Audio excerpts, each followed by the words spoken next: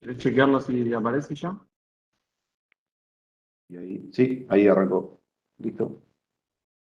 Muy bien. ¿Para que suma Cristinita?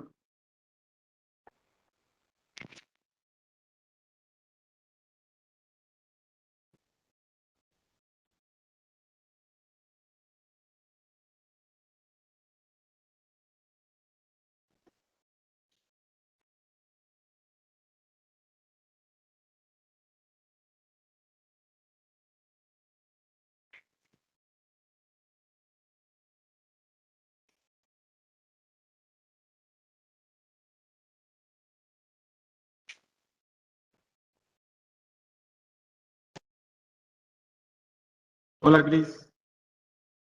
Hola, ¿cómo están? ¿Todo bien? ¿Todo bien? Bueno, me alegro. ¿Quieren habilitar cámaras así nos presentamos?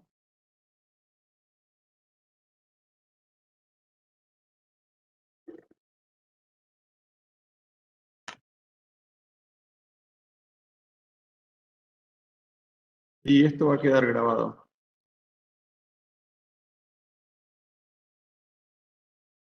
Bueno, si quieren, podemos arrancar.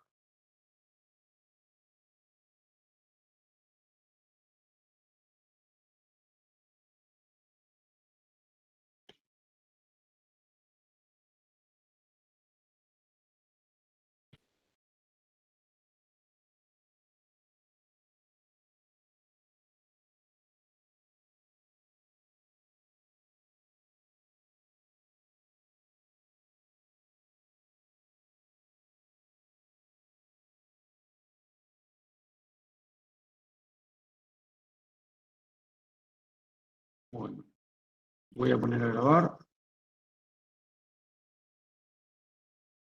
Y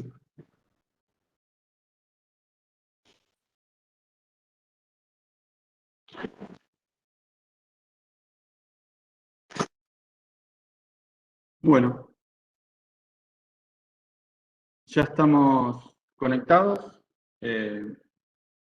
Mi nombre, para los que no me conocen, es Facundo Luna, soy profesor adjunto. También me acompaña Jorge Lucero, que es el profesor titular, y Cristina del Valle también, que es profesora adjunta de esta unidad de aprendizaje. Todos los chicos que están ingresando, al ser este un evento de Webex, no van a tener posibilidad de habilitar las cámaras o de habilitar los micrófonos. Así que cualquier consulta que ustedes hagan, la pueden hacer a través del chat. ¿Sí? Una vez que terminemos, yo voy a revisar las preguntas del chat, o con Cristina también, que me va a dar una mano, y vamos a responder las preguntas correspondientes. Y si vale la pena, nosotros tenemos la posibilidad de habilitar micrófonos y cámaras para que ustedes puedan hablar. La idea de la clase de hoy, como está planteada, no es una clase totalmente teórica, sino va a ser basada en las preguntas que ustedes realizaron en la wiki. Así que en base a esas preguntas yo armé esta presentación, bastante similar a la que ustedes ya tienen en el campus. Así que, bueno, espero que se pueda llegar a entender correctamente. Cualquier cosita, de nuevo, en el chat ustedes pueden habilitar, pueden escribir las preguntas que necesiten. ¿Sí? Bien. El primer tema que voy a plantear acá es el tema de los enlaces. ¿Sí? Una de las cosas que preguntaron acerca de cómo se marcaban los enlaces o cuál era la diferencia que tenían los diferentes enlaces en las moléculas. Simplemente mostrarles en este cuadro las diferencias entre los enlaces iónicos y los enlaces covalentes. Lo primero que tienen que tener en cuenta es que en los enlaces iónicos hay una pérdida o ganancia de los electrones entre los átomos que van a conformar esa reacción. En cambio, en los enlaces covalentes, esos electrones se comparten entre los átomos que están involucrados en la reacción. Otra diferencia planteada entre los enlaces iónicos y covalentes es que la unión se mantiene por la fuerza de atracción entre las cargas positivas y negativas que aparecen una vez que se toman o se ceden los electrones entre los diferentes iones que ya van a estar formados en esa reacción. En cambio, en los enlaces covalentes, las uniones se mantienen por las cargas que aparecen en los núcleos con respecto a las cargas negativas que presentan los electrones. Otra diferencia principal son cuestiones que nosotros vamos a ir planteando, pero lo más importante es la primera parte de este cuadro, ¿sí? Ganancia, pérdida de electrones por un lado y que se comparten por el otro. Los enlaces covalentes forman moléculas, no así los enlaces iónicos como tal. Y otra cosa muy importante, porque va a ser parte de los trabajos, de las guías de actividades que van a realizar hoy y mañana, que en los enlaces iónicos se producen entre elementos que presentan electronegatividades muy diferentes. En cambio, en los enlaces covalentes, las electronegatividades de los átomos involucrados en la reacción van a ser parecidas y altas. ¿Sí? Bueno, después hablamos de, básicamente, puntos de ebullición y si son más volátiles o no. Otra cosa importante acá es que en los enlaces iónicos los compuestos van a tender a ser solubles en agua. ¿Por qué? Porque básicamente van a disolverse en agua formando esos iones. ¿Sí? Si nosotros ponemos sal, cloruro de sodio en agua, la vamos a disolver. Se van a formar esos iones en el agua. En cambio, los compuestos, en los enlaces covalentes, los compuestos formados tienden a ser insolubles en agua, dentro de un cierto margen. Y acá definimos electronegatividad. La electronegatividad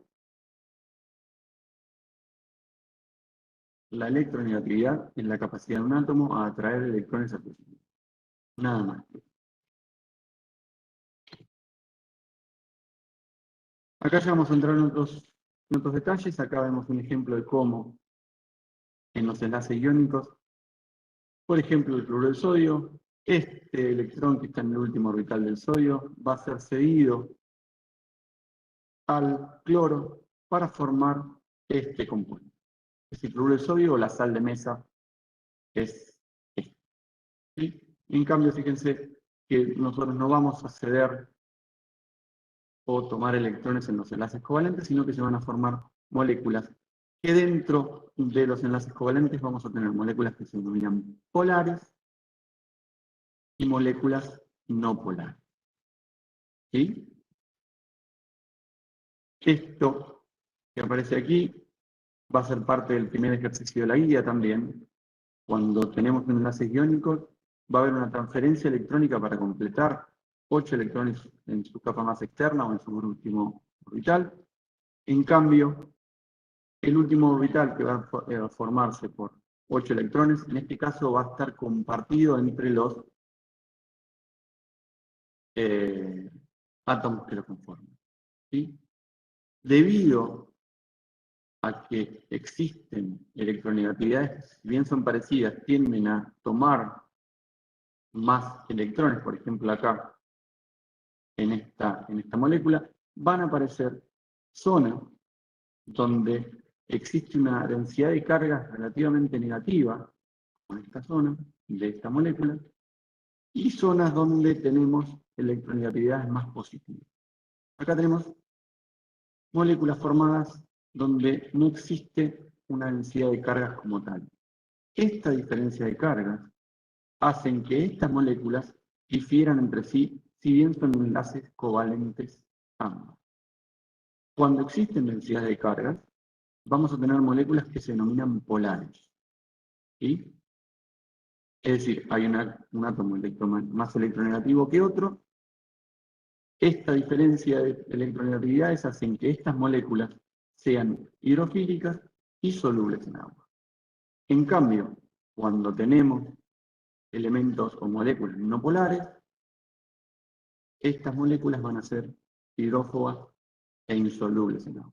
¿Sí? Entonces, dependiendo de la diferencia de cargas, de densidades de cargas entre los átomos que forman la molécula, vamos a poder tener moléculas con enlaces covalentes que sean polares y otras no polares. Un ejemplo que vamos a ver en la guía va a ser la molécula de agua. ¿Sí? Entonces tengan en cuenta esta relación de densidad de cargas cuando realicen la guía. ¿Sí? Facu, te interrumpo un minutito porque acá había una pregunta que yo no la entiendo muy bien, de Anaí Cura, que dice, Sí. pero si los covalentes no polares no se disuelven en agua, ¿cómo los covalentes son solubles? Hay algunos que no. No entiendo bien la pregunta en realidad yo. No. Yo calculo que, a ver, la diferencia de polares y no polares dentro de los enlaces covalentes hace que uno se disuelva en agua, los polares, y otros que no se disuelvan en el agua, que sean básicamente hidrofóbicas, que son los elementos no polares. ¿Sí? Esa es la diferencia principal. Si entiendo la pregunta, va referida a eso. Ahora bien, una vez que nosotros tenemos moléculas que son que presentan enlaces covalentes, yo estoy leyendo el chat acá,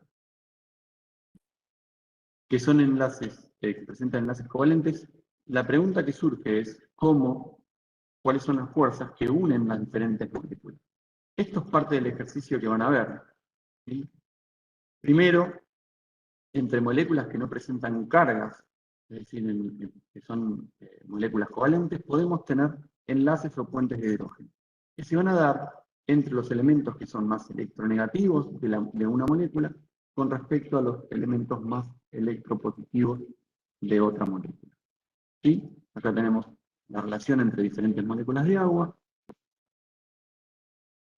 y acá tenemos también los diferentes puentes de hidrógeno que van a unir, por ejemplo, a la guanina y la citosina en la molécula de ADN. Nos vemos un segundo el chat.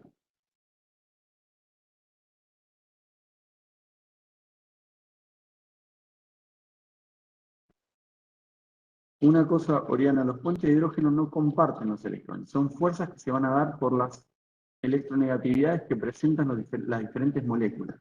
Y cuando hablamos de compartir los electrones, estamos hablando de la formación de una molécula. Estos puentes de hidrógeno van a ser relaciones entre moléculas. ¿Sí? Entonces, una diferencia bien grande con respecto a cómo se está formando en la propia molécula con respecto a la relación que tiene esa molécula con otras moléculas que están en la cercanía. ¿Sí? ¿Vamos hasta ahí? Otro tipo de relación de fuerzas entre moléculas van a ser las interacciones dipolo-dipolo, que básicamente es lo mismo que vamos a tener entre los puentes de hidrógeno. Es la misma relación de fuerzas donde tenemos dos moléculas con diferenciales de carga, con densidad de carga entre las moléculas, donde aparece una atracción de una zona más electronegativa con respecto a una zona más electropositiva. ¿Sí? Otra interacción entre moléculas van a ser las denominadas fuerzas de Van der Waals, que son fuerzas relativamente débiles, donde aparecen dos moléculas que son no polares y aparece una atracción de una hacia otra, ¿sí? De manera momentánea, para formar un dipolo inducido.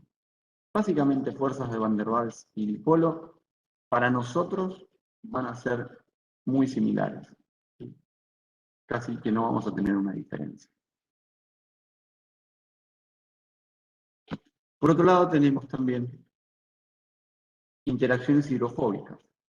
Estas interacciones también van a ser importantes cuando veamos constituciones de las proteínas, ¿sí? Una relación en una molécula que es relativamente hidrofóbica cuando está sola, tiene una interacción con el medio de una manera determinada como la vemos acá. Ahora, cuando tenemos varios elementos en una molécula, estas interacciones hidrofóbicas cambian, ¿sí? Entonces, vamos a tener interacciones dentro de las moléculas hidrofóbicas en cuanto a su relación con el medio básicamente acuoso, que es el que está circundando a estas moléculas hidrofóbicas. De ahí vienen las interacciones hidrofóbicas. No se da entre las propias moléculas hidrofóbicas, sino entre la red o la relación que tienen esas moléculas con su medio acuoso. De nuevo, os están preguntando también.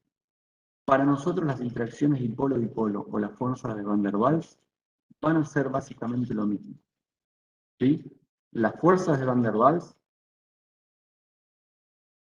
van a estar dadas de alguna manera de manera momentánea, donde va a haber una fluctuación, como dice ahí, de cargas eléctricas, dependiendo de la distancia que se encuentren las diferentes moléculas que van a estar en relación para formar esas fuerzas de Van der Waals, ¿sí? Así que no ahondemos mucho más en eso, porque vamos a poder tomarlos como algo muy, muy, muy similar. ¿Sí? Así que recuerden esta clasificación. Perdón, Facu. Sí. Acá me preguntan si la única diferencia entre las uniones dipolo-dipolo y las fuerzas de Van der Waals es la distancia. Sí, porque básicamente nosotros tenemos un dipolo inducido, es decir, si las moléculas estuvieran solas y a larga distancia no serían polares, cuando están en cercanía se va a formar esa diferencia de densidad de cargas dentro de la molécula. ¿Sí? Así que por eso les digo que uno es la dipolo, la relación es de alguna manera más permanente que las fuerzas de Van der Waals. ¿Sí? Esto es parte de la actividad de la guía, pero también me parece interesante mostrarlo, donde en el módulo se plantea que básicamente tiene una parte, este enlace dentro de la molécula de agua tiene una parte relativamente iónica porque hay una diferencia de cargas acá, y estas diferencias de cargas entre moléculas generan este enlace, este puente de hidrógeno entre las moléculas de agua. No mucho más que eso porque ustedes lo van a tener que trabajar en clase. ¿Sí? Otra pregunta que realizaron en la wiki es ¿cómo funciona el agua como electrolito? ¿Sí? El agua, dentro de la solución que podemos formar con agua, esta agua puede formar estos iones, que son el protón y el anión, que permiten a otros elementos que, por ejemplo, presentan enlaces iónicos, como el cloruro de sodio, a disolverse en agua. ¿Sí? Por eso nosotros consideramos que el agua funciona como un electrolito también.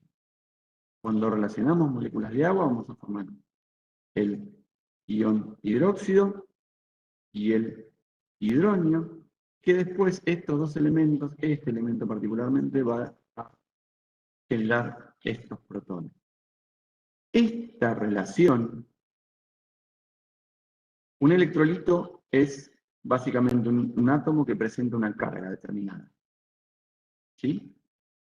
Esta relación, este funcionamiento del agua como electrolito nos va a permitir a nosotros definir una unidad que vamos a trabajar también en la guía, que es el pH. Sin entrar en muchos detalles de cómo nosotros generamos esta ecuación de pH, ¿sí? Que básicamente tiene que ver con la cantidad de protones, es decir, hay una cantidad de protones muy chica como para anotarlo directamente como tal, si utilizamos la ecuación de logaritmo para tener un número cercano a un entero. ¿Sí? Lo principal que tenemos que tener en cuenta acá es que cuando hablamos de pH, tenemos que sí o sí hablar de la concentración de protones. ¿Sí? Esto es lo principal. Si nosotros decimos que existe un pH ácido, ¿sí?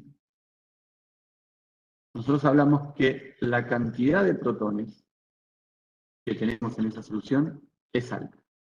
Es decir, hay una alta concentración de protones en esa solución. Si decimos que el pH es relativamente alto, tenemos que la concentración de protones en esa solución es relativamente baja. ¿Sí? Vamos hasta ahí. Esto es lo principal que tienen que tener en cuenta con respecto al pH. Después lo van a poder trabajar en la guía, así que no se preocupen.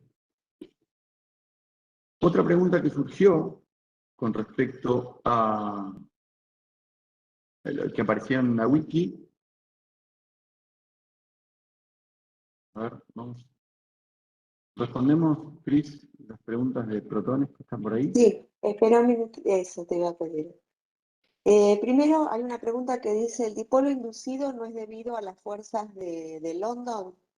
En realidad las fuerzas de London es un tipo particular de unión dipolo-dipolo, lo que pasa es que como más lábil, ¿no? Sí. Pero es un dipolo-dipolo. Sí. Que nosotros no vamos digamos, hilar tan finito, ¿no? Simplemente que conozcan los distintos tipos de uniones entre moléculas. Me parece que eso es a lo que apuntas, ¿no, Paco? Sí, exactamente. Para aclarar el contexto general de esta guía, nosotros, estas guías que empezamos con biomoléculas, nosotros queremos darle una idea de cómo estarían funcionando esas biomoléculas como tal. ¿Sí? No vamos a realizar química, simplemente que ustedes conozcan cuáles son los elementos, cómo están formados los diferentes bioelementos, conozcan sus funciones, cómo estas diferentes funciones actúan a nivel biológico. ¿Por qué planteamos esto ahora? Porque la semana que viene van a empezar con la segunda parte, que es célula. Entonces, por ejemplo, si nosotros tomamos el funcionamiento o tratamos de caracterizar la membrana plasmática, vamos a tener que hablar sí o sí de diferentes moléculas que están involucrados, los lípidos, glúcidos, las proteínas, y obviamente cuando hablemos de células, vamos a estar también involucrando el ADN. Ahora, nosotros no queremos hacer un análisis exhaustivo de cómo es el ADN o cómo son los cultivos, ¿sí? Sino que tenga una idea muy general para poder hacer funcionar la célula la semana que viene. ¿Se entiende, chicos, esto?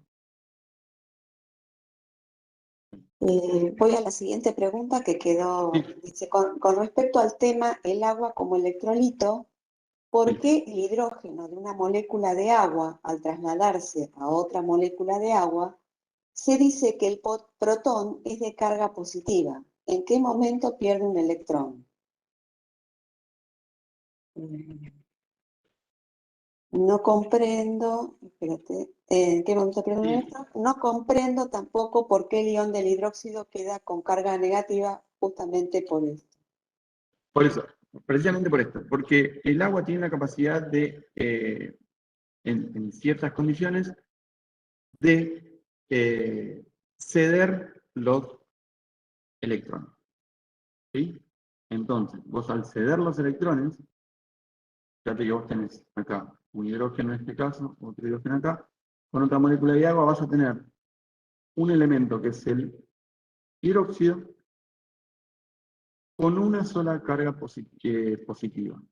Por lo tanto, si con dos cargas positivas, esto depende de la valencia que tiene el oxígeno y la valencia que tiene el hidrógeno. ¿Sí? Entonces, si vos tenés una molécula neutra, como es el agua, con dos hidrógenos, si vos le sacás una carga positiva, este elemento va a quedar negativo. ¿Sí?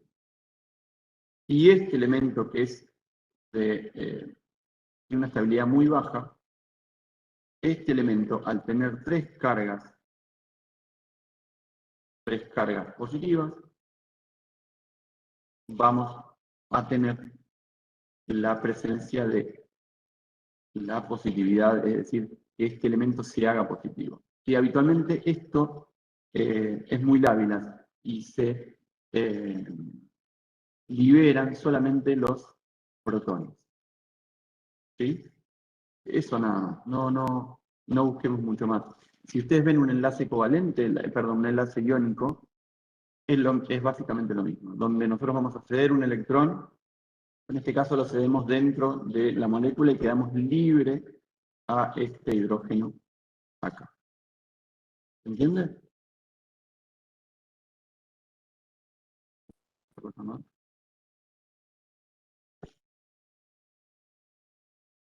¿Sí?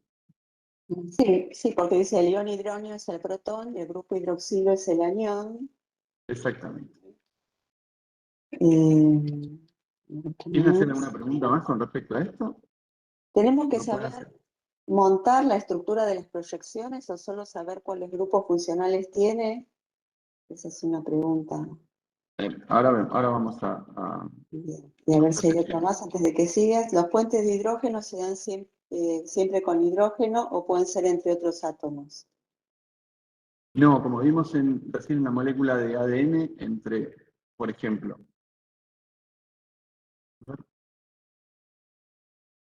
fíjate acá, ¿sí? Tenemos oxígeno y tenemos nitrógeno. Esto también es un puente de hidrógeno. ¿Sí? La presencia de la electropositividad del hidrógeno es la que genera este puente de hidrógeno. Nosotros podemos tener fuerzas similares, como vamos a ver más adelante, como son los puentes disulfuro, que básicamente es la misma estructura de fuerzas en cercanías de las moléculas, pero no tenemos la presencia del hidrógeno como tal ahí. Esto ya lo he explicado. El hidróxido y el hidroxilo es lo mismo, sí, es lo mismo. Lo mismo. Ay, se me fue. Dice, existen diferentes tipos de moléculas. El hidróxido son las burbujas que vemos en un vaso de agua. No, No, las burbujas son otra cosa. son cinco. Explicás cómo se hace esa cadena, no sé a qué se refiere. Alta concentración de protones hace que el pH sea alto o bajo. Alta concentración de protones hace que el pH sea bajo. Acuérdense, de Escribo nuevo, arriba. cuando hablamos de pHs bajos, tenemos una alta concentración de protones. Cuando hablamos de pHs altos, hablamos de una baja concentración de protones. ¿Sí? Eso, de acá en adelante, lo van a ver bastante seguido el tema de pH, sobre todo en ARTI3. Bueno, podés seguir porque yo no vi ninguna más. Creo que no se me Ok, escapó ninguna. sí, bien. Entonces,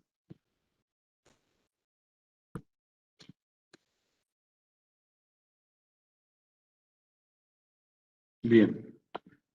Con respecto a glúcidos, nosotros tenemos que tener en cuenta, acá lo que está planteado son las moléculas, son los monosacáridos que habitualmente están constituyendo a todos los glúcidos. ¿Sí? En este caso tenemos una glucosa y una fructosa. Fíjense que básicamente todos los monosacáridos vamos a tener una cadena de 6 carbonos. Acá también tenemos una cadena de 6 carbonos. La diferencia principal entre los monosacáridos que vamos a plantear es que en este caso aparece un grupo funcional que es un aldehído para formar una aldosa, y esto tenemos una cetona para formar una cetosa.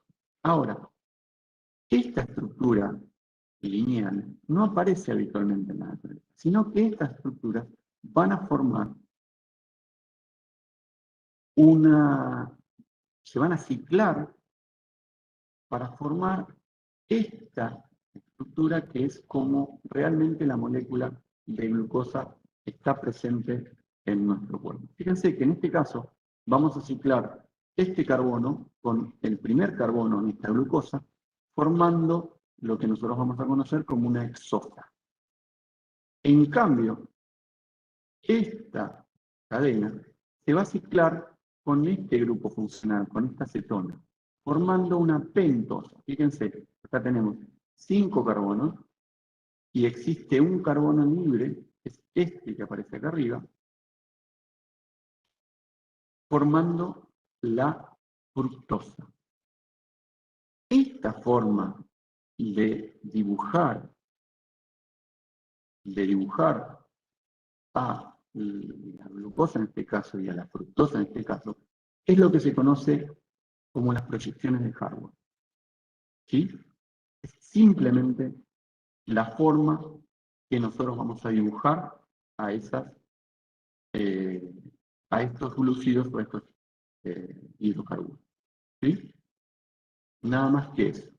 Nosotros vamos a tener estas proyecciones. Hay otras proyecciones, nosotros simplemente las vamos a nombrar, no vamos a pedirles que hagan proyecciones, ni ninguna otra proyección. Y así que con respecto a eso no tengan mucha preocupación. Y voy acá.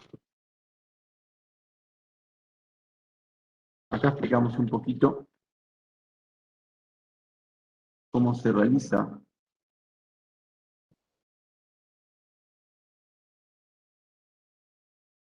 ¿dónde queda el carbono en la glucosa? Mirá, acá está la respuesta que estabas preguntando, Azul. Proyección de Fischer es esta forma de dibujar la glucosa en su estructura lineal. Acá lo que vamos a tener es una unión entre el carbono, 5 que presenta esta glucosa con respecto al carboxilo 1, perdón, al carbonilo 1 que aparece acá. ¿Sí? Cuando nosotros unimos, generamos la unión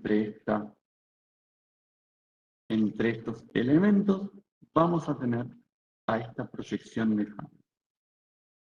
Y ahora viene la diferencia entre cómo nosotros vamos a denominar las uniones, que vamos a explicar un poquito más adelante, entre alfa y beta. Fíjense que el hidroxilo que queda luego de la unión para formar esta glucosa cíclica va a tener una direccionalidad. Es decir, si va a quedar hacia un lado de la molécula, nosotros vamos a tener una configuración alfa, y si queda hacia el otro lado de la molécula, vamos a tener una configuración beta. Esto es muy importante porque nosotros vamos a tener relaciones entre estos monosacáridos, es decir, vamos a formar enlaces glucosídicos entre moléculas, entre dos moléculas, que habitualmente van a ser entre el carbono 1, que aparece acá, y el carbono 4, que aparece en la otra molécula. ¿Sí? Esto lo vamos a ver en la próxima diapositiva. Entonces, si nosotros tenemos carbono alfa, el hidroxilo acá en configuración alfa, vamos a formar el enlace glucosídico entre el carbono 1 y el carbono 4. ¿Sí? Este enlace, para formar este disacárido, va a liberar agua. En el glucógeno, nosotros tenemos un montón de monómeros de glucosa unidos entre sí. Habitualmente las cadenas lineales se unen entre los puntos, entre los carbonos 1 y 4. ¿Sí? Pero en el glucógeno aparecen ramificaciones donde la ramificación está dada por la unión entre el carbono 1 y el carbono 6 de otra molécula de grupo. ¿Sí? ¿Podría repetir lo de alfa y beta? Sí. Sí, eso. Repito lo de alfa y beta. Alfa y beta simplemente, por eso les pongo acá que no vamos a entrar en detalle. Para nosotros, que nosotros tengamos una molécula alfa o una molécula beta, va a depender de la orientación de este hidroxilo en esta molécula de glucosa. ¿Es lo mismo enlace glucosídico, glicosídico? Sí. Sí. ¿Sí? ¿Estamos? Entonces no vamos a entrar más en detalles que esto. Alfa y beta depende de la configuración, de la ubicación del hidroxilo luego de la reacción, que va a estar presente en la molécula de glucosa o glucopetanosa.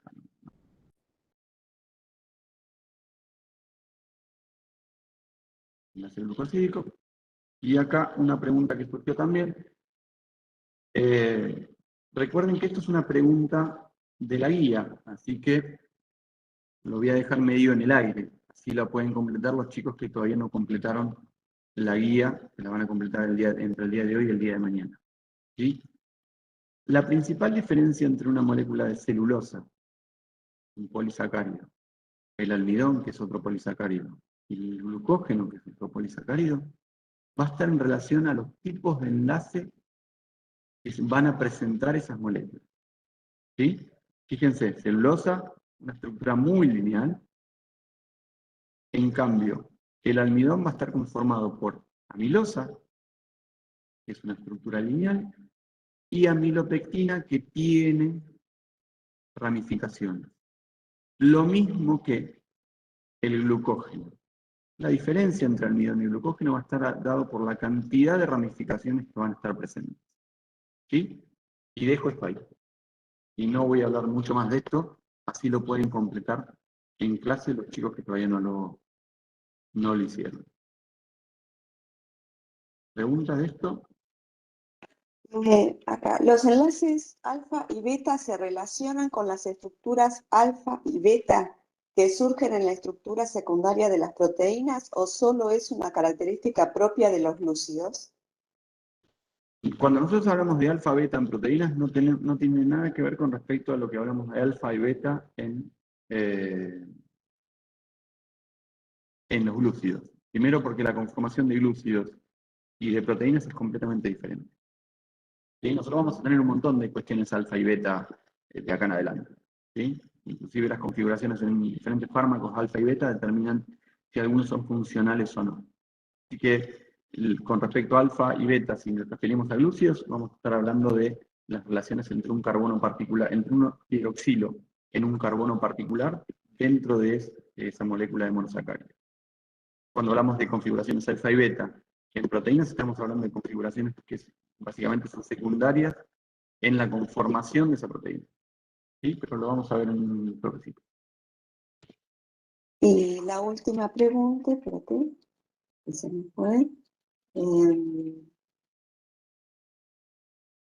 La unión entre 1 y 6 es enlace beta. Habitualmente son alfa. Esa sí. Habitualmente son alfa, pero no descarten que sea beta, no recuerdo. Bien. No tiene nada, es decir, el C4 sería alfa 1, 4. Puede ser. Sí, claro, el 4 no tiene configuración, el 4 no tiene configuración beta, siempre el 1 tiene configuración alfa beta. Exacto.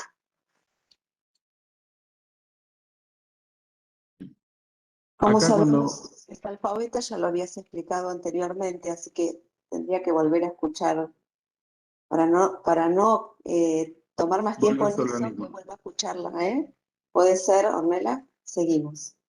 Gracias. Bien. Una pregunta que surgió bastante fue ¿qué pasa con los enlaces disulfuro? ¿Sí? O puente disulfuro. Bueno, para poder explicar esto necesitamos hablar un poquito de proteína. ¿Sí? Cuando hablamos de proteína, nosotros tenemos que tener en cuenta cuál es la conformación o cuál es la unidad básica de esta proteína. En este caso es este elemento, que es un aminoácido. Un aminoácido va a estar conformado por un grupo ácido, una cadena lateral que le va a dar, que va a generar la diferencia entre los diferentes aminoácidos, y un grupo amino. ¿Sí? Fíjense, cuando recién hablábamos de proteínas, de relaciones entre proteínas y glúcidos, o de diferencias, la proteína principalmente, perdón, además de tener carbonos, oxígenos e hidrógeno, aparece otro átomo importantísimo, que es el nitrógeno. De hecho, un sistema de nuestro cuerpo humano habría evolucionado simplemente para poder eliminar a este nitrógeno luego de la degradación de las proteínas, que es el sistema o el aparato urinario. ¿Sí? Entonces, todo esto es cómo se conformaría un aminoácido. Cuando tenemos diferentes aminoácidos, nosotros formamos lo que se conoce como un enlace peptídico. Sin entrar en detalle, ¿no? Es decir, vamos uniendo diferentes aminoácidos a través de enlaces peptídicos. Cuando tenemos una cadena de diferentes aminoácidos, podemos tener relaciones que aparecen, relaciones de fuerzas que aparecen entre esos aminoácidos. ¿Sí? Cuando existe la relación o la cercanía entre una cisteína, que es un tipo de aminoácido, y otra cisteína, que es otro tipo de aminoácido, que este azufre aparece en la cadena lateral, podemos relacionar estos átomos entre sí formando un enlace. Estos enlaces se van a dar entre aminoácidos de cisteína principalmente. ¿Y qué implica la presencia de estos enlaces? Implica que cuando tenemos cisteínas cercanas en la cadena general de aminoácidos de la proteína, podemos empezar a unirlas entre sí formando tanto la estructura terciaria como cuando formamos unimos diferentes proteínas, una estructura cuaternaria. Y que lo vamos a ver.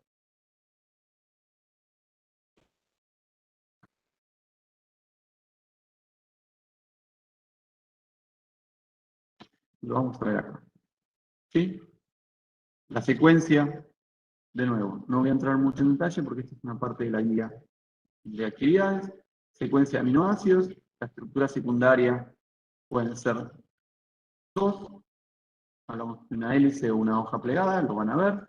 La estructura secundaria, vamos a tener proteínas que van a ser más globulares y otras relativamente fibrosas, y cuaternarias cuando unimos diferentes proteínas.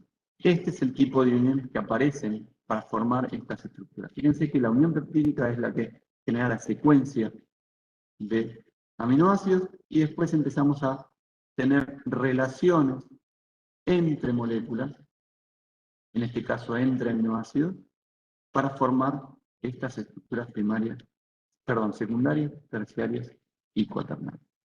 No mucho más que eso ahora, lo van a trabajar en clase. ¿Alguna pregunta con respecto a esto? Creo que no, algunas las fui respondiendo yo.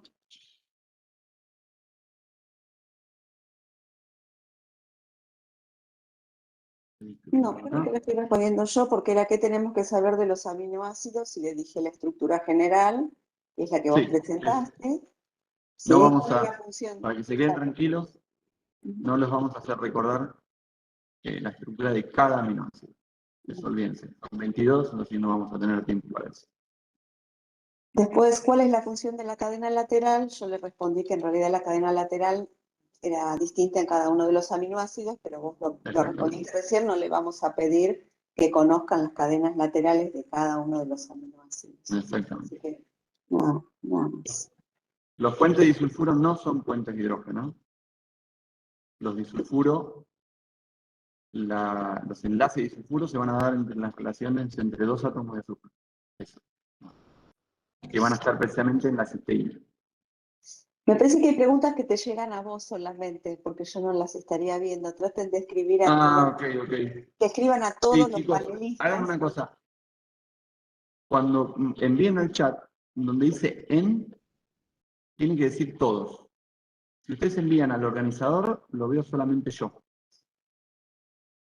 ¿Sí? Por ejemplo, Sofía puso una pregunta, y una pregunta al organizador, por eso lo pude ver solamente yo. ¿Está bien? Acá me llegó una pregunta que dice, ¿la unión entre una cisteína y otra cisteína es un requisito esencial para la formación de una estructura terciaria cuaternaria? No es esencial, pero si vos tenés dos cisteínas que aparecen juntas, van a formarse esos enlaces. Y obviamente la formación de esos enlaces determinan cómo sería la estructura secundaria y terciaria. ¿Sí?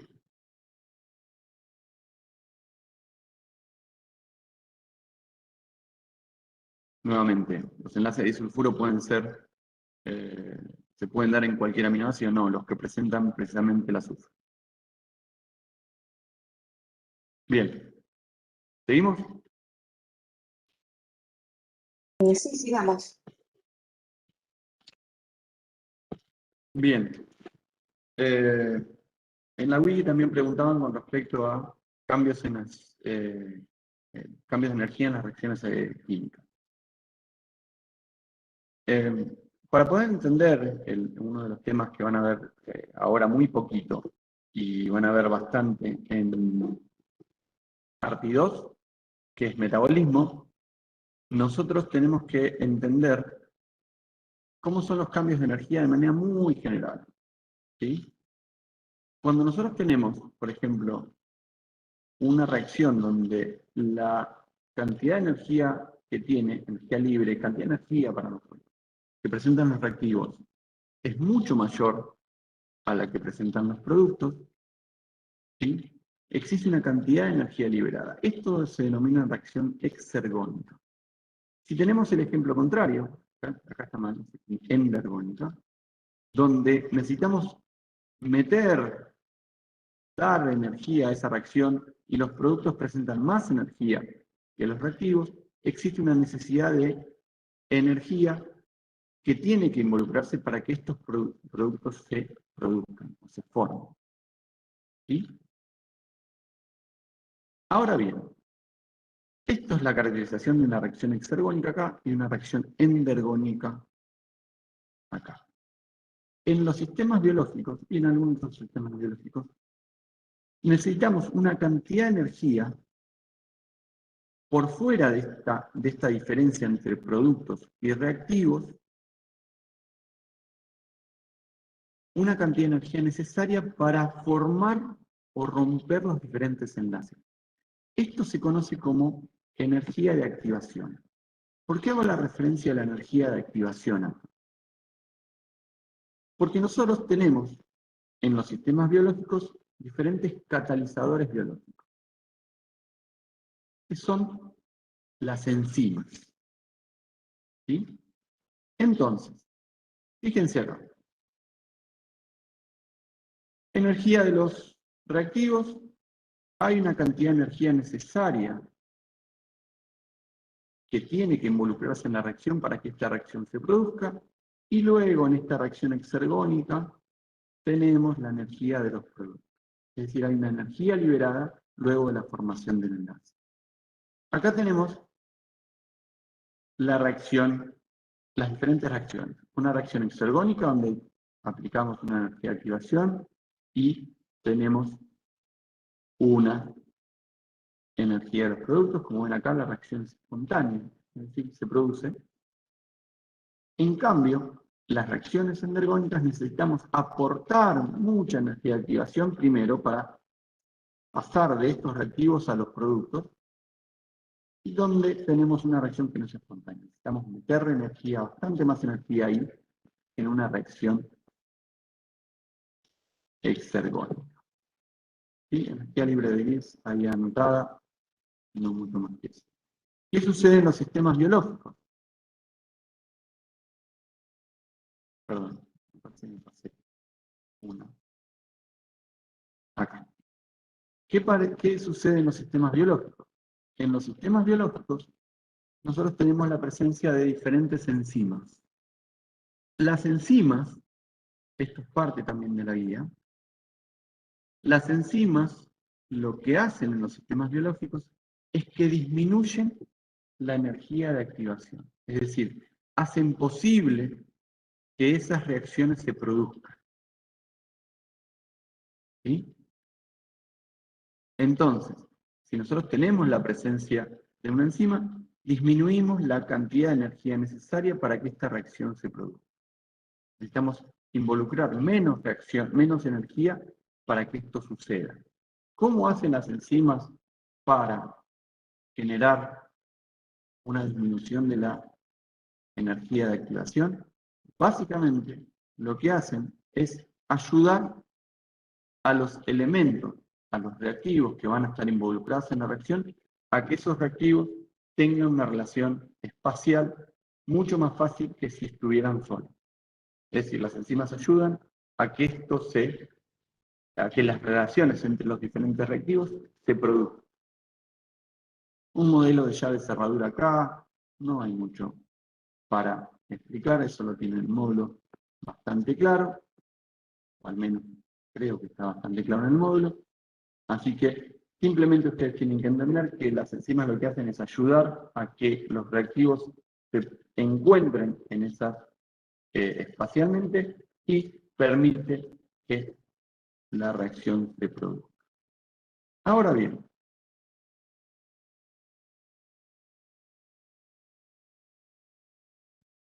las enzimas no funcionan todas de manera similar. ¿Sí? Y de hecho, nosotros podemos inhibir o activar a diferentes enzimas. Es decir, permitir que las reacciones se produzcan o inhibir esas reacciones para que no se produzcan. Cuando cuando ustedes lleguen a cuarto año de sistema en farmacología, van a utilizar mucho de estas cuestiones, ¿sí? De inhibiciones o activaciones de fármacos que activan o inhiben a enzimas específicas. ¿Cómo dividimos nosotros las inhibiciones, sobre todo en el funcionamiento de las enzimas? Y nosotros podemos poner, por ejemplo, un elemento que sea muy similar al sustrato y que compita con ese sustrato por el sitio activo que presenta la enzima.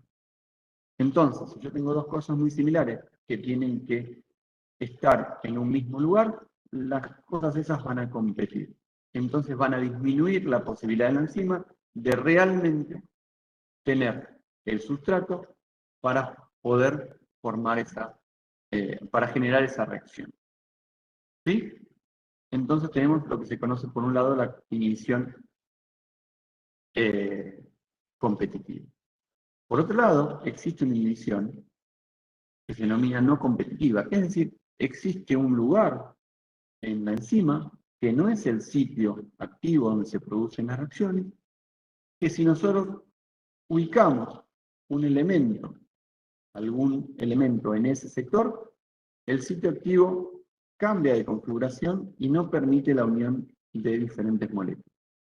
Nosotros entonces a esto lo denominamos una inhibición o activación alostérica. Básicamente es una inhibición no competitiva. Es decir, no está compitiendo por el sitio activo, el inhibidor no está compitiendo por el sitio activo, sino que existe un sitio alostérico donde ese inhibidor tiene efecto. Fíjense que el sitio activo acá está perfecto, y cuando tenemos el inhibidor, ese sitio activo cambia de configuración, el sustrato no puede meterse, ubicarse en ese sitio activo, por lo tanto, esa enzima va a estar inhibida. Una activación alostérica es lo mismo, pero en lugar de de partir de un sitio activo que no está alterado, tenemos un sitio activo alterado, es decir, esta enzima está inhibida y con un activador permitimos que el sustrato se incorpore a este sitio activo. ¿Sí? ¿Preguntas? Sí, eso. La primera pregunta es si reactivo y precursor químico son lo mismo.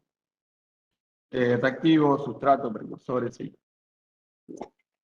Después, esto ya había contestado. Esta pregunta supongo que la vas a explicar ahora más adelante, pero dice entonces, las reacciones exergónicas van a degradar nutrientes y parte de la energía liberada va a formar moléculas de ATP y van a impulsar las reacciones endergónicas. Sí, Sí, creo que eso un poco lo vas a eso es, explicar ahora. eso es básicamente el resumen de lo que nosotros vamos a conocer como metabolismo más adelante. Y después la otra pregunta es, ¿sí o sí tiene que actuar una enzima para que se produzca la reacción o solo la aceleran? Eh, a ver, hay aceleraciones. Recuerden que nosotros al utilizar una enzima, lo que hacemos es disminuir la energía de activación. ¿Sí? Es decir, vamos a tener reacciones donde si no aparece una enzima, la reacción no se produce. Y vamos a tener reacciones donde van a acelerar la formación de esa reacción. Es decir, hay reacciones que con el tiempo los diferentes sustratos van a reaccionar. Y hay reacciones donde si no está presente la enzima, esa reacción no se va a producir. Ahora, cuando estemos en ARTI2, cuando veamos metabolismo de lípidos y metabolismo de hidratos de carbono, en cada paso, en cada reacción que nosotros vamos a ver en, en todas las reacciones metabólicas, va a estar involucrada una enzima particular. Cada enzima que nosotros veamos va a ser específica de una reacción particular. ¿Sí? Eso tienen que saberlo. Las enzimas presentan especificidad, es decir, son específicas para las reacciones. Si nosotros tenemos dos reacciones diferentes, van a estar involucradas de manera teórica dos enzimas diferentes. ¿Sí? Esto recuerden, nosotros estamos tratando de armar una generalidad con respecto a esto. Nosotros no vamos a profundizar mucho. Ya van a tener tiempo de profundizar con respecto a diferentes enzimas y los nombres de las enzimas. Y nosotros vamos a hablar de generalidades. Nosotros queremos que entiendan cómo funcionan las enzimas de manera muy general, para luego, más adelante en la carrera, tener posibilidad de profundizar sobre ese tema. ¿Sí? Bien, y la siguiente pregunta, que también está relacionada con lo que acabas de decir, es sabiendo que la inhibición no competitiva no puede revertirse por concentración de sustrato, ¿de qué manera puede revertirse? La manera de revertir la inhibición no competitiva es sacar el inhibidor de la enzima que está siendo inhibida. ¿Sí? Recuerden que los inhibidores tienen en cierto tiempo están presentes en la enzima y luego después se liberan. Es decir, no es que existe un inhibidor tal que se queda pegado en la enzima y permanece eternamente. ¿Sí? Esos inhibidores van cambiando y la cantidad de inhibición, en muchos casos, va a depender de la concentración del inhibidor en una inhibición alostérica. Lo mismo que en una inhibición competitiva. La inhibición, la cantidad de inhibición, va a estar relacionada con la cantidad del inhibidor, del elemento que va a competir por el sitio activo con respecto al sustrato, poniendo en otros términos. Si yo tengo mucho sustrato y poco inhibidor, no voy a inhibir mucho la enzima. Ahora, si tengo poco sustrato y mucho inhibidor, la enzima va a estar altamente inhibida. ¿Se entiende? Lo mismo sucede con respecto a la inhibición no competitiva, una inhibición alostérica. Si nosotros tenemos más cantidad de inhibidor, más posibilidad de que ese inhibidor se una a el sitio alostérico de la enzima determinada. ¿Sí? Entonces, todas estas cuestiones vayan pensándolas como sistemas que son altamente dinámicos, donde la respuesta no es un sí o un no, sino va a ser dependiendo de la concentración de lo que de lo que estemos hablando dentro del sistema que estén utilizando como ejemplo, ¿cierto? ¿Sí? Lo mismo lo van a ver en ARTI2 cuando veamos, por ejemplo, retroalimentaciones negativas. Van a también van a estar relacionadas con la cantidad de inhibidores que vamos a tener. Recuerden siempre esto va a tratar de lograr un balance, un equilibrio. ¿Sí? Entonces, dependiendo de las concentraciones de los elementos que queremos hacer funcionar, nosotros vamos a ver cómo funciona realmente todo ese sistema.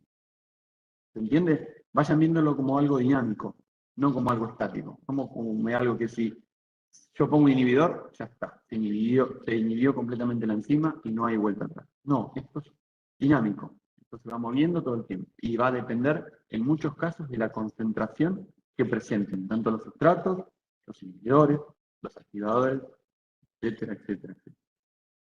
Pero los inhibidores también son degradados.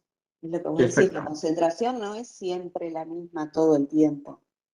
Va a depender de la condición del organismo, de cuánto necesita o no de esa inhibición. Y la otra pregunta es, ¿una inhibición competitiva no produce reacción debido a su enzima? No entendí la pregunta. Bueno, yo tampoco, Mariana. La leí y ahora no sé qué. Fíjense acá, inhibición competitiva. Si yo tengo dos porquerías que son similares y van a competir por este sitio activo, ¿sí? Es como si yo hago pelear estas dos cosas para ver quién se queda con el sitio activo. ¿Sí? Si yo tengo más de este inhibidor, tengo más posibilidades de inhibir este sitio activo. ¿Sí? Pero recuerden, esto es algo dinámico.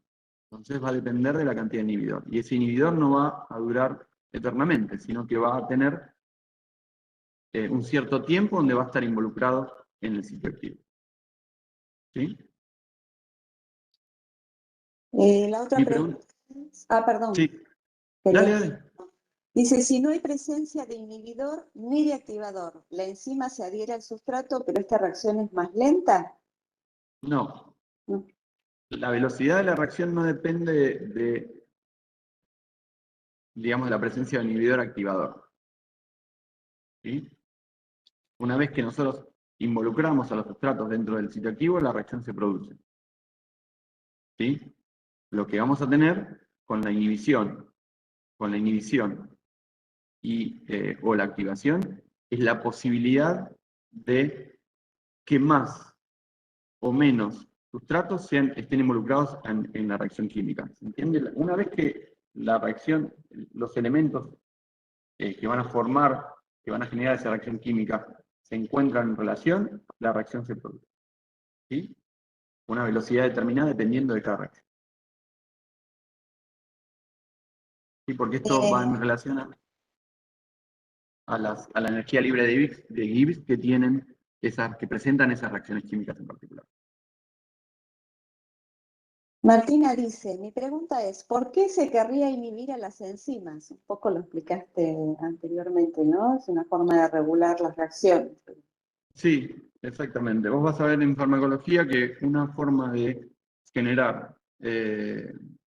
algún efecto en el cuerpo es a través de la inhibición enzimática. ¿Sí? Eso es muy importante. Entonces, cualquier cosa que vos quieras inhibir en una reacción metabólica, por ejemplo, vas a tener un punto de regulación en la inhibición de una enzima particular que vos quieras inhibir en esa cadena o en esa serie de reacciones químicas que están involucradas en ese proceso.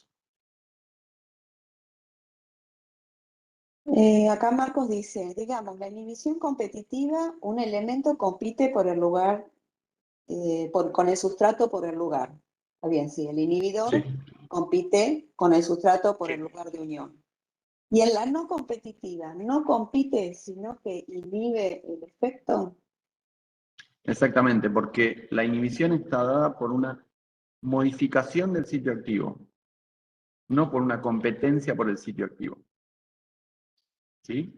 En la inhibición competitiva, inhibidor y sustrato compiten por el sitio activo. En una inhibición no competitiva, el inhibidor modifica el sitio activo, haciéndolo inactivo, obviamente. La autora pregunta, ¿la temperatura cambia la velocidad de las reacciones funcionando como una enzima? Sí, es así. Con menores temperaturas las reacciones son más lentas, aún con presencia de enzima. Sí, pero recuerden una cosa, las enzimas también, al ser proteínas, son degradadas por la temperatura. ¿Sí? Entonces, eso es muy importante. La temperatura, el aumento de la temperatura aumenta la velocidad de las reacciones químicas. Sí. Ahora, en un sistema biológico, el aumento de una temperatura también degrada, rompe la estructura proteica de las enzimas. A ver, de nuevo, generalidad. No es que si yo tengo fiebre y tengo 38 grados, voy a empezar a degradar todas las enzimas que tengo en mi cuerpo. No, las enzimas tienen un cierto rango de temperaturas donde funcionan. ¿Sí? Pero estamos hablando de generalidades. Sí. Sí, perdón. ¿Los inhibidores son incluidos en el cuerpo a través de fármacos o pueden aparecer naturalmente? Te debo la respuesta. No, eso, No perdón. creo que aparezcan naturalmente, digamos. Los inhibidores los podés utilizar, vos podés utilizar inhibidores de diferentes maneras. A lo que voy es esto.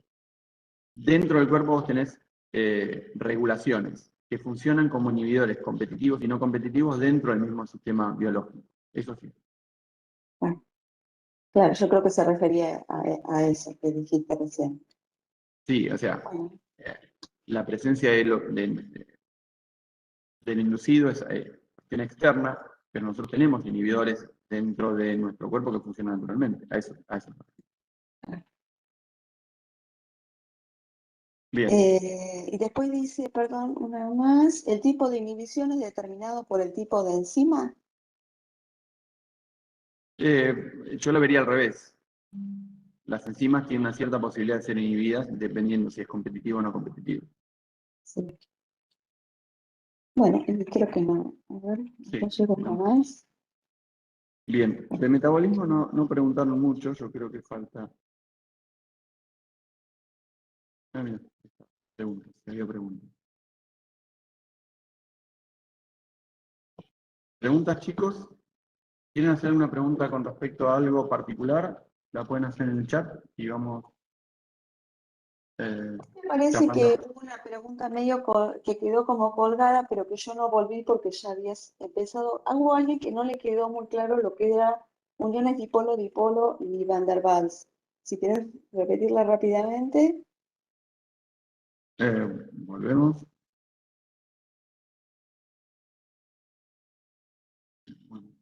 Bueno, básicamente la dipolo-dipolo nosotros tenemos donde. A ver, un segundo.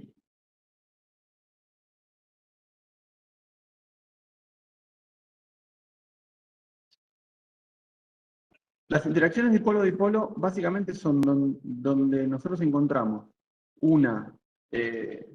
encontramos moléculas donde la distribución de cargas dentro de la molécula ya está presente. ¿Sí?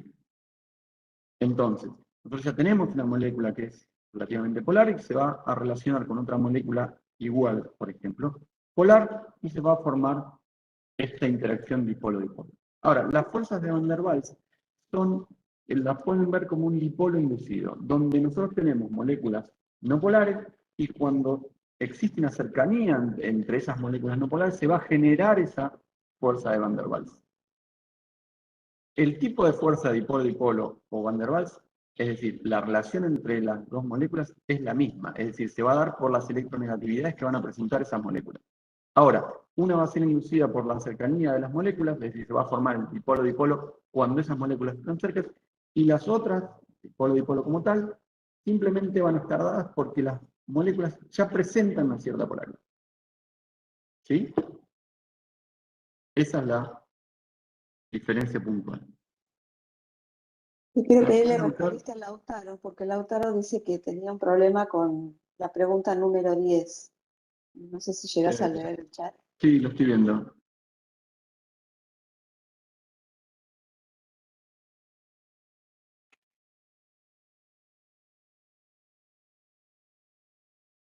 No entiendo, la pregunta 10 de la guía de actividades virtuales está refiriendo.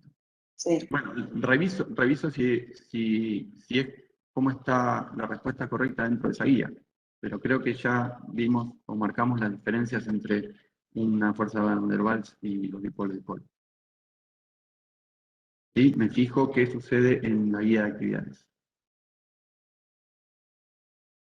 Después dice, para formar los iones hidróxido e hidronio hay que juntar siempre dos moléculas de agua.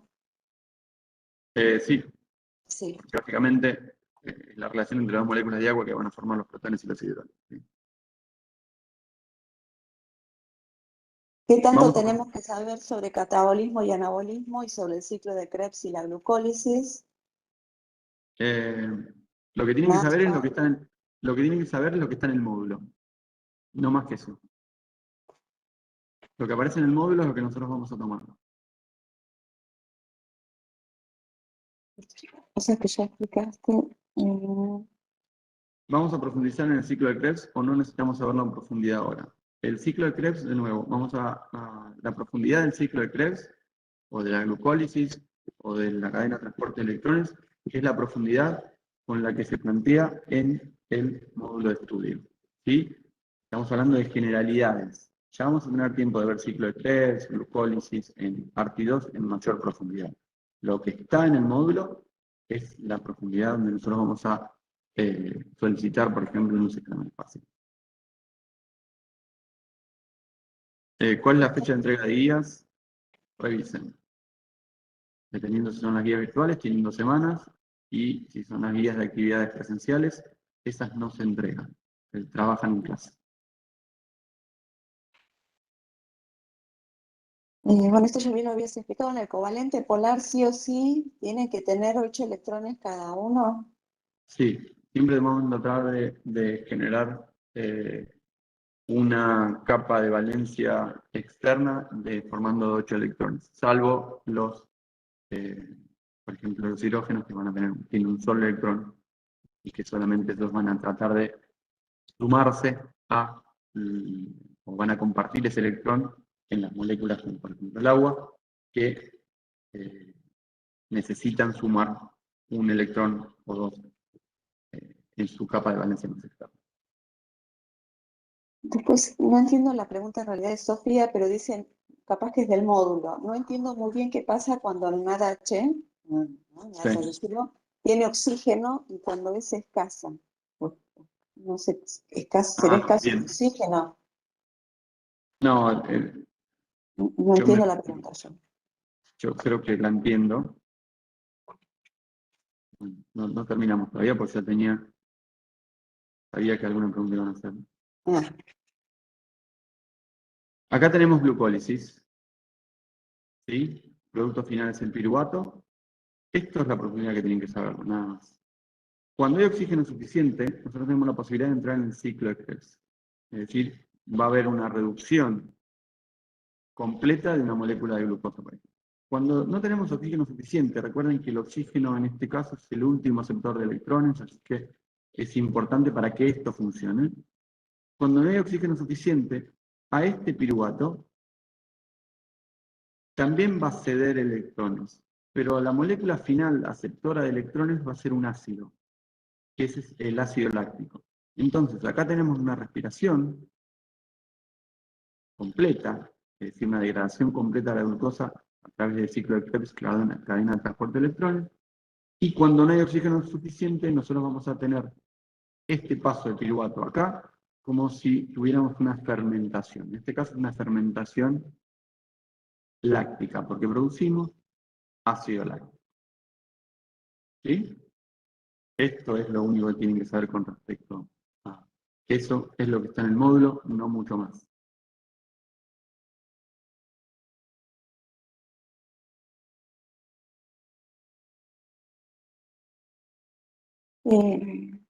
no creo que preguntas nada más. Había quedado algo, algunos habían preguntado si con lo del módulo simplemente alcanzaba o si tenían que profundizar un poco más, leer de algún libro, si, no sé si hay algún libro de consulta que puedan utilizar.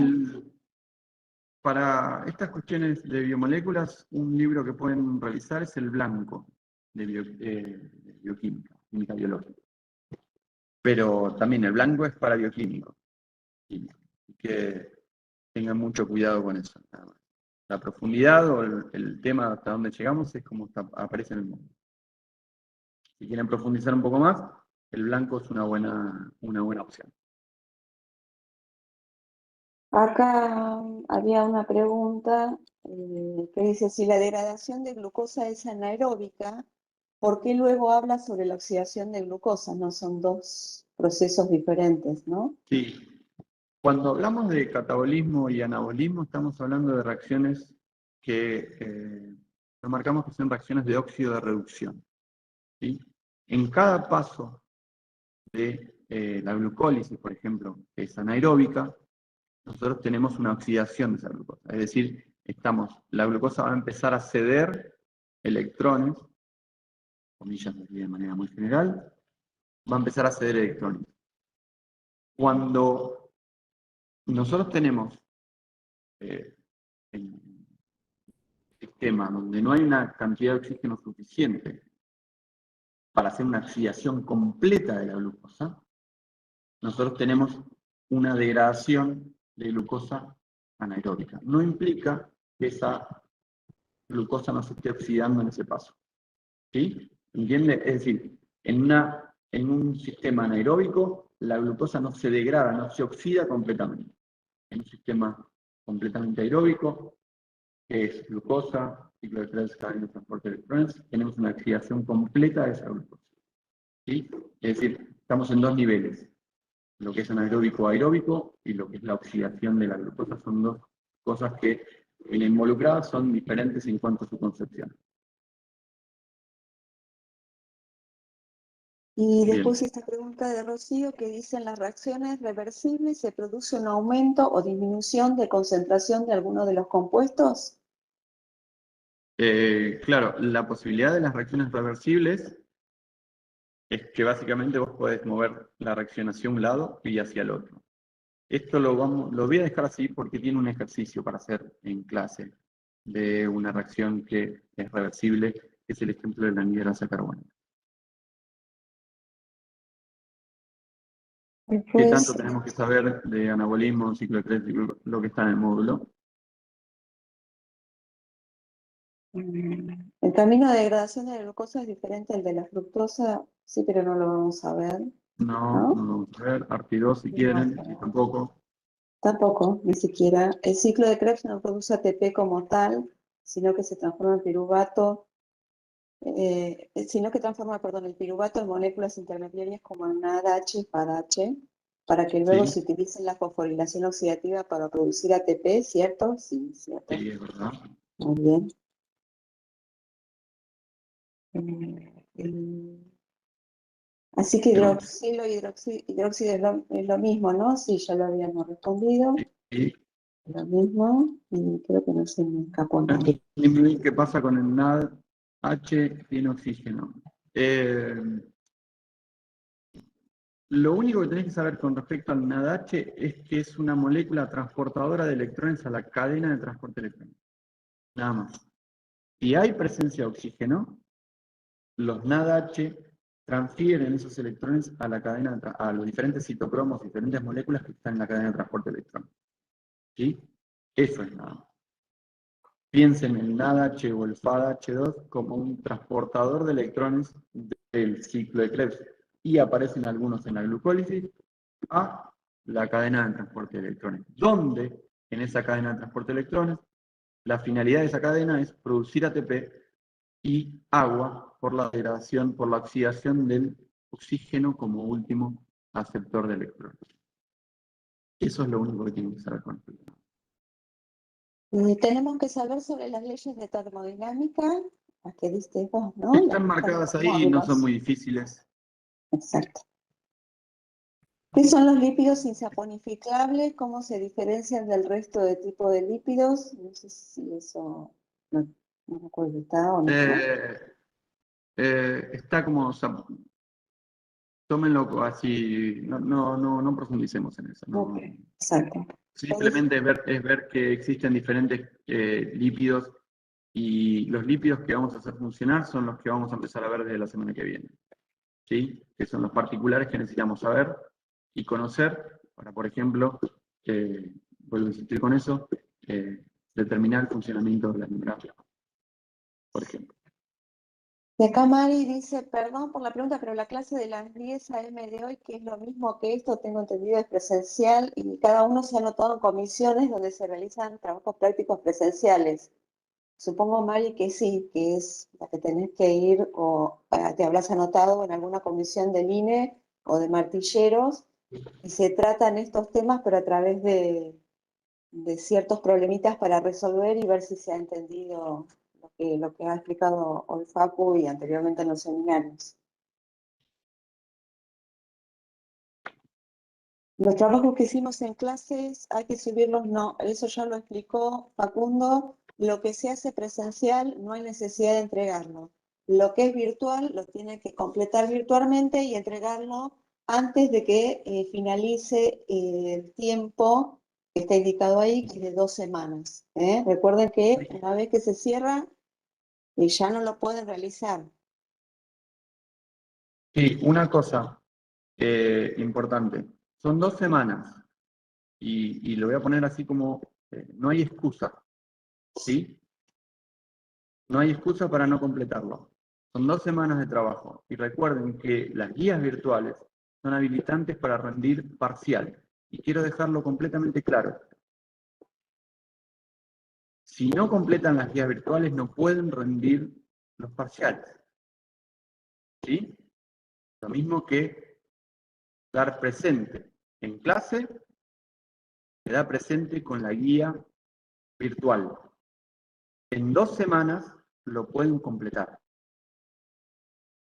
¿Se entiende? Entonces, revisen las guías, son completar, no tienen que aprobar la guía virtual, simplemente realizarlas. ¿Quedó claro eso? No me van a contestar porque no pueden, pero No espero que quede pueden. claro. No, pero pueden contestar por el chat diciendo sí, sí, sí, sí. Sí, sí, sí, sí, sí, sí, sí. Ahí está, sí, Bien, sí, sí, ¿viste? ahí está, sí, sí, Sí, sí, sí. sí, sí, por lo Completamente menos claro. Entonces, algunos. no hay excusas de no completar la guía virtual. 2 semanas ¿Es, tienen para hacerlo. es posible tener preguntas de las guías en el parcial? No, en el parcial no podés tener nada. En el parcial solo podés tener tu conocimiento, lo que has ido estudiando. No se puede llevar nada. Solo una lapicera para contestar. Y bueno, en la parte Exactamente. virtual la computadora, ¿no? Exactamente. Respecto a los libros de este año, me recomiendan comprar el MUR sexta edición o MUR séptima edición. Me parece que sirven las dos, pero si puedes comprar Sí. la última, siempre mejor. No entendí muy bien la fosforilación oxidativa en el transporte de electrones, pero creo que ya lo habías explicado un poco, ¿no? ¿Qué es ese transporte de electrones? Sí. Sí, dale, perdón. No, no, no, que, a ver, no quiero entrar mucho en detalle, pero básicamente la fosforilación oxidativa es la relación que tienen los transportadores de electrones como el NAD y el FAD para generar una diferencia de gradientes en la mitocondria, en sectores particulares de la mitocondria, para luego, con esa diferencia de gradientes que se formó, generar la posibilidad de formar ATP. Esa es la fosforilación oxidativa. Después la otra pregunta es, ¿la oxidación y reducción es la misma cosa que exergónica y endergónica? No. ¿Por qué? Porque reacción de óxido-reducción estamos hablando de transportes o modificaciones en una reacción de transferencia de electrones a ciertas moléculas que van a estar siendo reducidas, oxidadas en esa reacción. ¿Sí? Cuando hablamos de reacciones endergónicas exergónicas, estamos hablando de diferencias de energías. Ahora, habitualmente, cuando tenemos una reacción de óxido-reducción, tenemos una reacción endergónica y una reacción exergónica de manera acoplada. ¿Sí? Cuando nosotros generamos la reacción de oxidorreducción, tenemos una reacción exergónica, es decir, el que cede los electrones, y una reacción endergónica, el que toma los electrones de manera acoplada. ¿Sí? Eso es importante saber. Reacción de oxidorreducción es una transferencia de electrones de una molécula a otra. Electrones y en algunos casos protones también, de ahí vienen nada H, pero no importa. ¿Qué más? No, nada, ahí estaba contestando yo algunas cosas. Los TP presenciales, me preguntaban si son para dar la asistencia, en realidad sí, para ustedes, pero en realidad es para consultar aquellas dudas que puedan haber quedado, ¿no? Por eso son situaciones para resolver, porque cuando uno tiene que resolver algo, a veces ahí es cuando se da cuenta que no entendió. Sí, chicos, una cosa. Hay una cuestión administrativa que tienen que cumplimentar, que es la asistencia a las clases presenciales y la asistencia a las guías virtuales. Eso lo tienen que hacer. ¿Sí? Y una cantidad de faltas que pueden tener. Ya la semana pasada vieron contrato pedagógico con Jorge. Ahora, tomen esto para resolver dudas. ¿Sí? Vayan con el módulo leído y resuelvan las dudas en clase. ¿Sí? Eso es lo importante. Y la otra Además de la consulta cuestión es, administrativa. claro, exacto. Eso es lo que nosotros pretendemos, ¿no? Que ustedes puedan sacarse toda duda que les haya quedado. Y acá Camila dijo que no le tomaron presente, no, porque esta semana, debido a que no todos habían podido ingresar en las comisiones respectivas o habían pedido cambios de comisión, se decidió por esta semana no tomar presente. Por eso digo, no piensen solo en la presencia como control de asistencia, sino como control de saberes o de entendí lo que estoy viendo. Después, las ediciones, acá me preguntan si les conviene la edición séptima, octava de Moore. Compren la que puedan. La que puedan, Claro, a ver, idealmente sería la última edición porque es la revisada. claro, Ahora, la que puedan. exacto. No, para lo que ven, digamos, ahora en Arti 1, las ediciones, creo que desde la sexta en adelante, todas les van a servir. ¿Eh? Sí, Si tienen exacto. alguna que se las presten o que se las regalen, acéptenlas, o que puedan bajar en PDF desde sus compus también está bueno, de internet. Yo no veo más dudas, lo que sí me gustaría decirles que para la semana que viene y para las siguientes van a empezar a ver de a dos temas en los TP presenciales. Entonces, lo que se pretende es que ustedes lean esas guías que se les entregan de TP presenciales antes de concurrir a la clase para anotarse, ya para ir un poco contestando algunas preguntas y anotarse aquellas que no puedan contestar, es decir, aquellas dudas que tienen.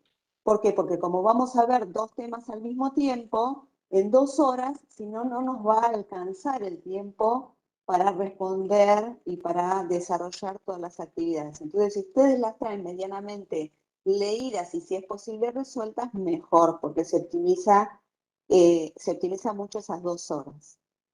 Y para de la semana que viene, en los mismos grupitos que han formado esta semana para hacer esta actividad que pautó Facundo, traigan un papel afiche o una cartulina o un papel de tamaño grande porque van a tener que dibujar un poquitito por grupo.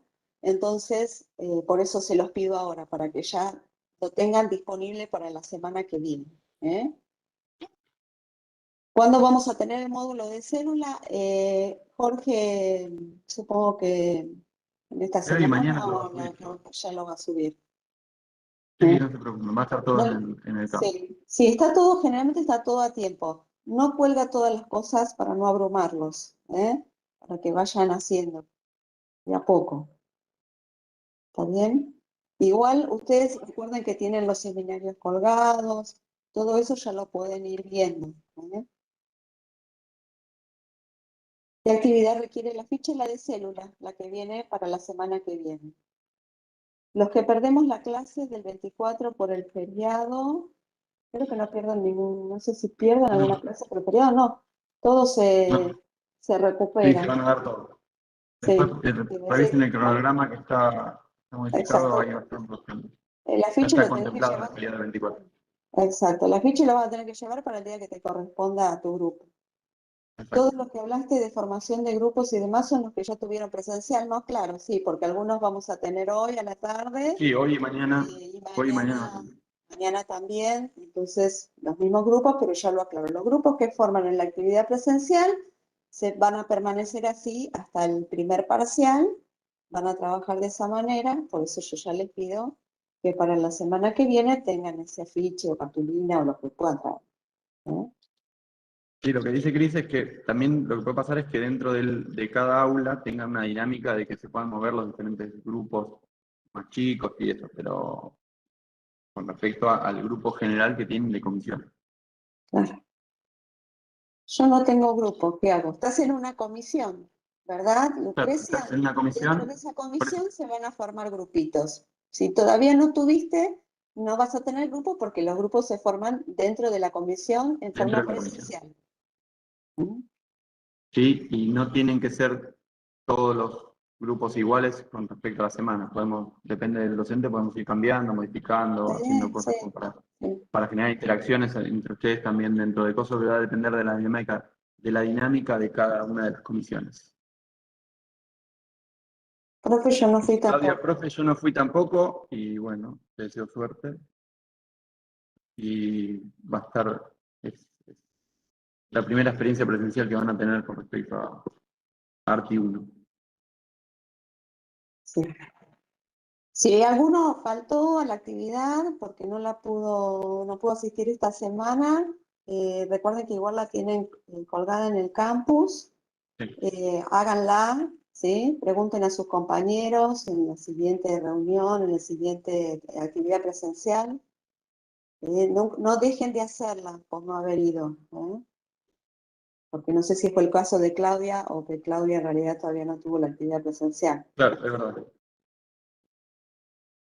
Bueno, si no hay más consultas, ¿Hay más nos preguntas? podemos retirar. Bueno, les agradezco mucho. Cualquier duda, inconveniente, felicitación o lo que sea, por mensajería, como puse ahí, mensajería o email del campus, se pueden comunicar tanto con nosotros como con los docentes de cada comisión. Las dudas, primero al docente de la comisión. ¿Sí? El docente de la comisión va a responder primero y después responderemos nosotros como profesores de la asignatura. Pero primero vayan al profesor de la comisión.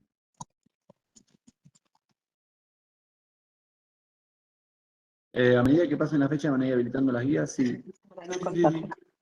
Perfecto.